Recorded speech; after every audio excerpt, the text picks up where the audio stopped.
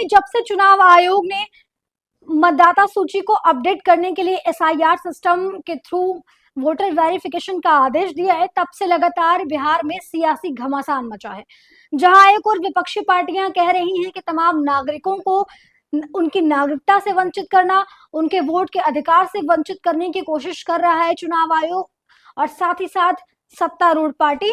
वहीं दूसरी ओर association for democratic यानी एडीआर ने सुप्रीम कोर्ट में एक पिटीशन डाल दी है। बता दें, एडीआर ने सुप्रीम कोर्ट में पिटीशन डालते हुए कहा कि चुनाव आयोग मनमाने ढंग से ये प्रक्रिया लागू करवा रहा है। एडीआर ने अपनी याचिका में कहा कि आर्टिकल 14, 19, 21 और साथ ही साथ आर्टिकल 325 और आर्टिकल 326 पीपल्स रिप्रेजेंटेशन एक्ट 1950 और साथ ही साथ रजिस्ट्रेशन इलेक्टर्स रूल्स 1960 को वायलेट करता है। बता दें, चुनाव आयोग ने जब से एसआईआर सिस्टम के थ्रू वोटर वेरिफिकेशन के लिए बिहार में मतदाताओं की जांच पड़ताल के लिए कुछ डॉक्यूमेंट्स की घोषणा की है, वो वास्तव में बहुत ही ज्यादा डिफिकल्ट है, खास तौर पे क्योंकि बिहार एक ऐसा राज्य है जहां पर सबसे ज्यादा गरीबी, पलायन जैसे मुद्दे हैं।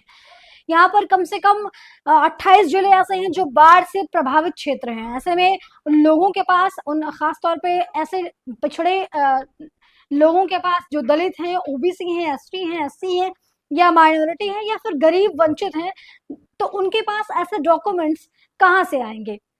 सवाल ये है कि जो लोग पलायन कर चुके हैं पहले से, उनके पास वो डॉक्यूमेंट्स कहाँ से आएंगे जिनके इलेक्शन कमीशन डिमांड कर रहा है।